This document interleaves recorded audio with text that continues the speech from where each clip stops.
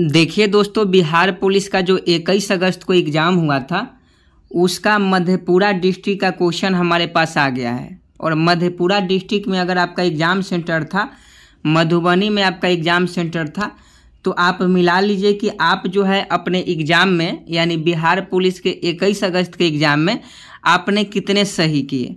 और जब तक आप सही नहीं मिलाइएगा तब तक आप फिजिकल की तैयारी नहीं कर पाइएगा। इसलिए हमारा प्रयास रहता है कि जिस भी ज़िले का क्वेश्चन हमारे पास अवेलेबल रहता है उस ज़िले का क्वेश्चन आंसर जो है सही आपको करवा दें, ताकि आपको एक आइडिया मिल जाए। अगर 40-50 क्वेश्चन भी सही हम करवा देते हैं तो 20 क्वेश्चन और ऊपर से रख लीजिएगा, यानी 60-62 क्वेश्चन आपका सही होगा तो आप फिजिकल की तैयारी कर सकते हैं, क्योंकि इतना से ज़्यादा कट ऑफ नहीं जाएगा। ये जो मधेपुरा डिस्ट्रिक्ट का क्वेश्चन है ये किशन कुमार जी भेजे हैं, मधेपुरा में इनका कल एग्ज़ाम था। और देखिए बिहार पुलिस सही से तो लिख लेते भाई।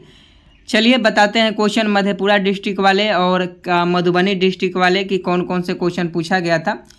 एक क्वेश्चन पूछा गया था कि भारत के शिक्षा मंत्री, भारत के वर्तमान में शिक्षा मंत्री कौन है, तो ये धर्मेंद्र प्रधान है। भारत के वर्तमान में जो शिक्षा मंत्री हैं ये धर्मेंद्र प्रधान है, और ये धर्मेंद्र प्रधान वाले ऑप्शन आपका बिल्कुल सही हो जाता।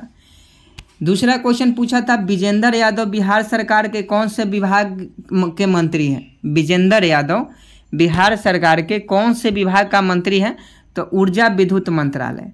ऊर्जा विद्युत मंत्रालय वाला ऑप्शन आपका बिल्कुल सही जवाब हो जाता। विजेंद्र यादव जो है ऊर्जा विद्युत मंत्रालय वाला जो है विभाग के मंत्री हैं।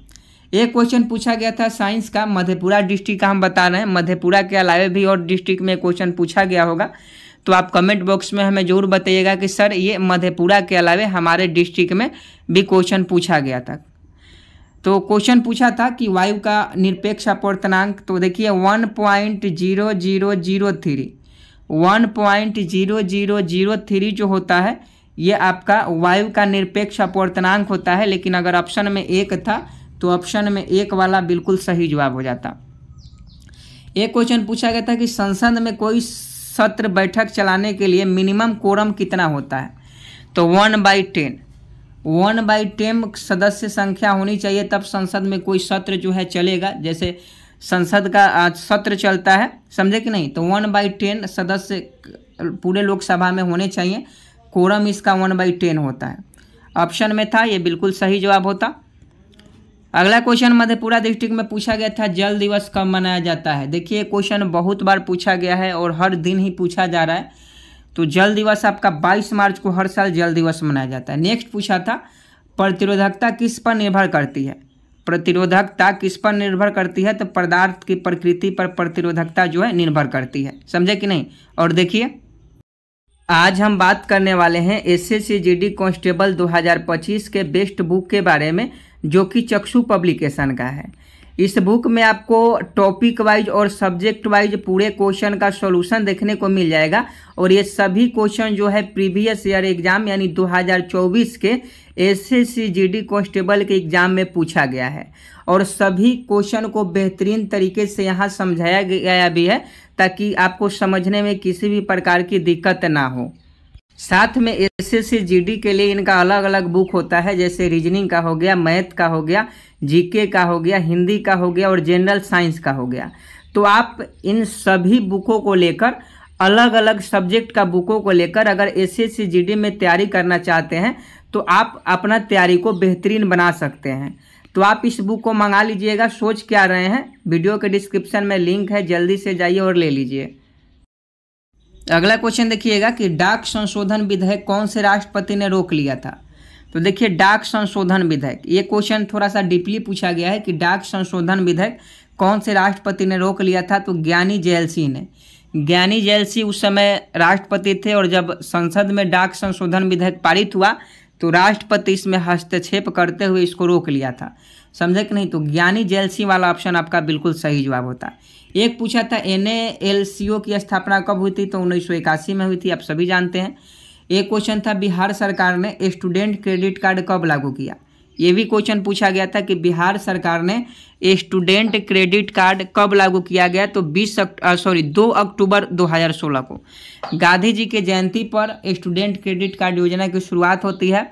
2 अक्टूबर 2016 को बिहार सरकार ने 7 निश्चय योजना के अंतर्गत स्टूडेंट क्रेडिट कार्ड की शुरुआत की उच्च शिक्षा प्राप्त करने के लिए। ये क्वेश्चन था, मधेपुरा का हम क्वेश्चन बता रहे हैं। हो सकता है मधेपुरा, मधुबनी, दरभंगा में भी ये सब क्वेश्चन पूछा गया हो, लेकिन मधेपुरा में तो कन्फर्म है कि ये क्वेश्चन पूछा गया था, क्योंकि कुछ किशन कुमार जी हैं, उनका मधेपुरा में एग्जाम था, उन्होंने इस प्रश्न को भेजा है। ये देखिएगा, उपराष्ट्रपति को हटाने का प्रस्ताव किस सदन में लाया जाता है? तो ये राज्यसभा में। राज्यसभा में उपराष्ट्रपति को हटाने का जो प्रस्ताव है ये लाया जाता है। एक क्वेश्चन पूछा था कि कौन सी ऊष्माशोषी अभिक्रिया है? ऊष्माशोषी, साइंस का क्वेश्चन है, कौन सा ऊष्माशोषी अभिक्रिया है? बर्फ का पिघलना। बर्फ का पिघलना ऑप्शन में था।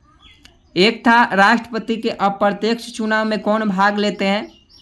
तो देखिए, राज्यसभा, दिल्ली, पुडुचेरी विधानसभा, सभी, तो सभी हो जाएंगे।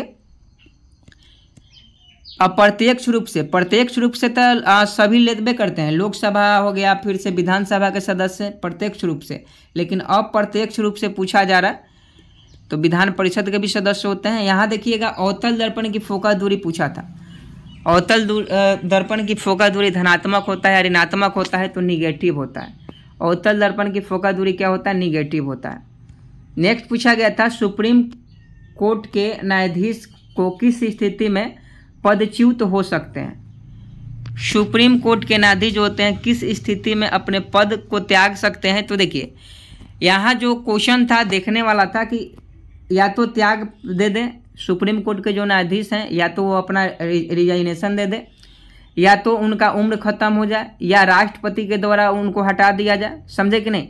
तो ये ऑप्शन के ऊपर डिपेंड करता था। अगर ऑप्शन डी में सभी था तो डी आला आपका बिल्कुल सही जवाब हो जाता, क्योंकि त्याग पत्र भी तो दे सकते हैं, रिजाइन भी कर सकते हैं, प्लस में उनका एज लिमिट खत्म हो जाएगा तभी उनको रिटायर होना पड़ेगा।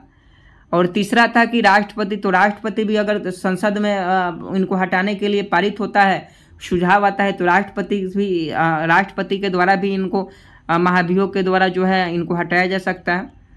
एक क्वेश्चन था, बिहार में 2000 से 2011 में जनसंख्या वृद्धि दर कितना हुआ था? ये पूछा था।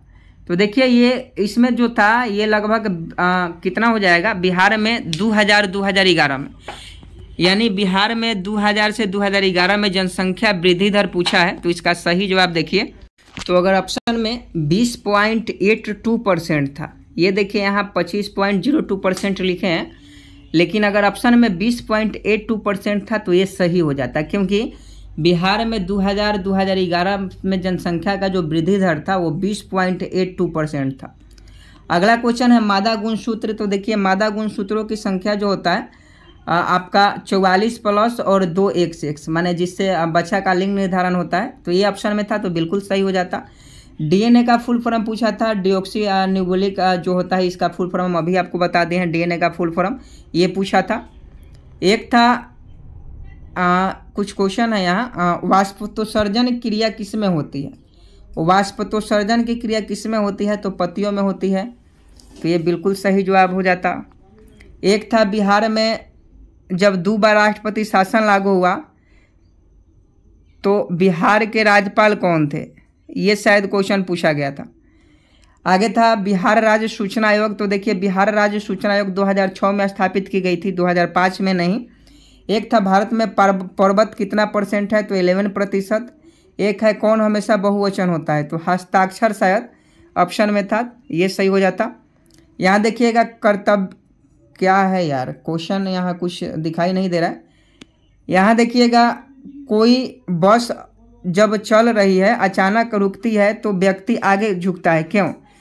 आप सभी जानते हैं कि कोई बस जो है गति में है और वो अचानक रुकती है तो व्यक्ति जो है आगे की तरफ झुक जाता है। इसका कारण क्या होता है? तो इसका कारण होता है गति का जड़त्व। गति के जड़त्व के कारण, क्योंकि बस चल रही है लेकिन आदमी जो होता है ये विरामावस्था में रहता है। समझे कि नहीं? तो विरामावस्था वाला जब न्यूटन के प्रथम गति नियम पढ़िएगा, उसका है कि जब कोई वस्तु विरामावस्था में है तो विरामावस्था में ही रहेगी जब तक उस पर कोई बाह्य बल आरोपित ना हो। समझे कि नहीं? तो ये गति का जड़त्व वाला ऑप्शन बिल्कुल सही जवाब हो जाता। गधांश से 3 क्वेश्चन था, ये भी सही है। गधांश से आपका 3 क्वेश्चन पूछा गया था, तो गधांश में तो गलत होने का चांस ही नहीं है, क्योंकि गद्यांश पढ़ना था और आपको सही सही जवाब देना था। एक था इनमें कौन फनेश्वर नाथ रेणु से गलत है, वे भोजपुरिया शेक्सपियर कहे जाते हैं। अच्छा, भोजपुरी का शेक्सपियर फणीश्वर नाथ रेणु को नहीं कहा जाता है। हाँ, भोजपुरी का शेक्सपियर किसे नहीं कहा जाता है, तो फणीश्वर नाथ रेणु को नहीं कहा जाता है। एक था संविधान संशोधन कार्य मिलान करना था, तो इसे आप क्वेश्चन पूरा नहीं भेज पाए हैं। ये मैथ से 6 क्वेश्चन था लेकिन इजी था, इन्होंने बता रहे हैं। द्वितीय युद्ध का कारण क्या था, तो हिटलर के द्वारा, हाँ द्वितीय युद्ध का कारण क्या था, तो पोलैंड पर आक्रमण। ये हिस्ट्री में क्वेश्चन आपको करवाया है। द्वितीय युद्ध का कारण क्या था, पोलैंड पर आक्रमण था। एक था स्तंभगुप्त रुद्रदामन अभिलेख कौन भाषा में लिखित है, ये संस्कृत भाषा में है, ये भी सही है। भारत में सबसे ज़्यादा क्या है, भारत में सबसे ज़्यादा यहाँ कुछ लिखे हैं, कहाँ है भारत में सबसे ज़्यादा, पता नहीं ये क्या लिखे हैं कि भारत में सबसे ज़्यादा, शायद राजस्थान इसका सही जवाब होता, ऑप्शन में था। एक था नरेगा को कौन से 2 योजना के मर्ज कर बनाया गया था, तो महात्मा गांधी, नरेगा को कौन से 2 योजना को मर्ज करके बनाया गया था, ये भी क्वेश्चन मधेपुरा डिस्ट्रिक्ट में पूछा गया था। महात्मा गांधी रोजगार अधिनियम 2005 में लागू हुआ था।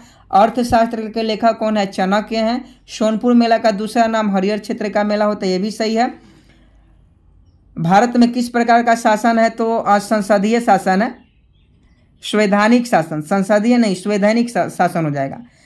हिंदू पॉलिटी नामक पुस्तक के लेखक कौन है, केपी जायसवाल। ये सभी क्वेश्चन मधेपुरा में पूछे गए थे। हिंदू पॉलिटी नामक के पुस्तक के लेखक केपी जायसवाल हैं। भारत में कोविड का पहला मामला जो है केरल में दर्ज किया गया था, पहला केस वहीं से मिला था।